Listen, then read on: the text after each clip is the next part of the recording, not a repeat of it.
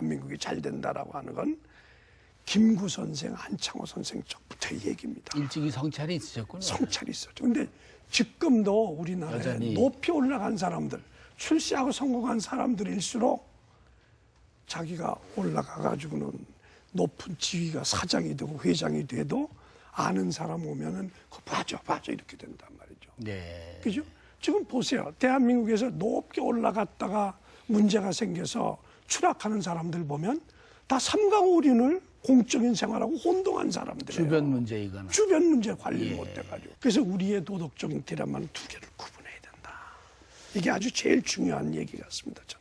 도덕적 한국인의 어떤 새로운 출발을 위해서 결국 교육이 그 일을 담당해야 될 것 같습니다만 일찍이 그 도덕의 조기 교육을 주창하신 것도 그런 배경입니까? 저는 뭐 어차피 교육학자고 교육심리학자니까 저는 이제 그 도덕의 문제도 어른들의 문제는 우리 엄 선생님 같은 분이 풀어나가시고 저는 아무래도 초중고등학교, 네. 대학 이런 쪽에서 뭔가 어릴 적부터 도덕은 자리를 잡게 해야 된다. 왜냐하면 제가 이제 이런 심리학이나 이런 쪽으로 공부를 해보면 도덕은 습관이거든요. 도덕은 연습이거든요. 예. 도덕이나 이런 것들은 간단하지가 않습니다. 이건 예. 자기 삶이 개입이 되어 있는 거기 때문에요. 이것은 어렸을 적부터 습관들여야 됩니다. 네. 예컨대 커가지고 빵하고 밥하고 습관 바꾸기 어렵거든요. 그렇죠. 근데 그냥 보면 어떤 데는 빵도 맛있고 어떤 데는 밥도 맛있는데 기본적으로 어릴 적부터 어떻게 생활했느냐에 따라서 밥이 주식이 되고 빵은 간식이 되는 거거든요. 네. 마찬가지로 도덕도 마찬가지입니다. 도덕이라고 하는 게 어느 날 문득 해가지고 그래 나 착하게 살아야지 그게 잘 안 됩니다. 습관이거든요. 어렸을 적부터 남의 물건은 쳐다보지도 말고 욕심 가지면 안 돼. 그건 3살, 4살 때부터 자꾸 얘기를 들어야 되거든요. 네. 또 사람이 모여있는 데 가면 내 생각만 하지 말고 남이 지금 무슨 생각을 하고 있는지 남들이 뭘 하고 있는지 그 생각을 먼저 해라. 그죠? 이런 걸 어릴 적부터 그렇게 습관 들여야 항상 살아가면서도 남에게 대한 배려가 되는 거거든요. 어릴 적부터 정직해야 된다. 뭐든지. 그죠? 네. 그래서 우리나라 애들이 바늘바둑이 소도둑 된다는 똑같은 얘기거든요. 네. 아주 간단한 거라도 자꾸 거짓말하고 훔쳐버릇하면 자꾸 그것이 커지거든요. 그래서 어릴 적부터. 그래서 저는 10살 전, 적어도 아무리 늦게 잡아도 10살 전에 아이들에게 도덕적인 기틀을 잡아줘야 된다. 10살 전에. 10살 전은 엄마, 아버지의 전적인 책임이거든요. 그래서 저는 10살 전에 사람됨을 가르쳐라라고 하는 두툼한 책도 썼습니다. 제가. 그거는 그 정약용 책배소 개념을 아주 분명히 생활 실천하도록 그렇습니다. 그렇습니다. 네. 흔히 우리가 이제 이기심과 경쟁의 경계를 넘나드는 곳이 가정과 학교 아니겠습니까? 그렇습니다. 결국 여기서 이제 도덕 교육이 시작돼야 될 터인데 네. 어떤 지혜를 주시겠습니까? 그렇습니다.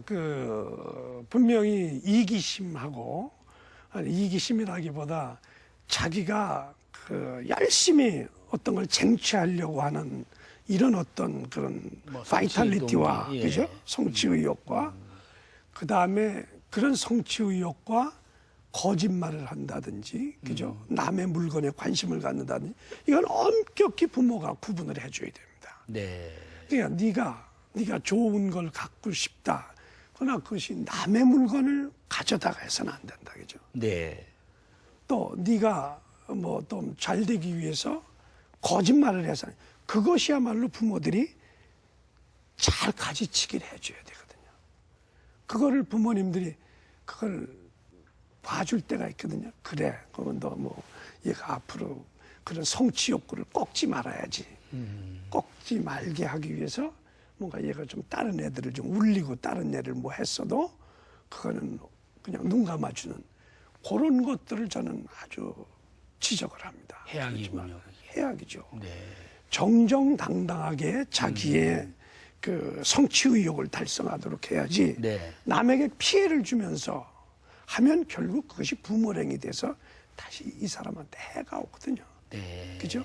남에게 피해를 주면서 내가 성공하면 다른 사람이 가만히 있질 않아요. 부메랑이 또 된다. 해가지고 예. 부메랑이 와요. 네. 부모들이 그러기 때문에 적어도 18살, 그죠? 자기 이 품을 떠나기 전까지는 부모들이 옳고 그른 것, 되는 거 안 되는 거에 분명히 부모들이 자기 의사표시를 해줘야 됩니다.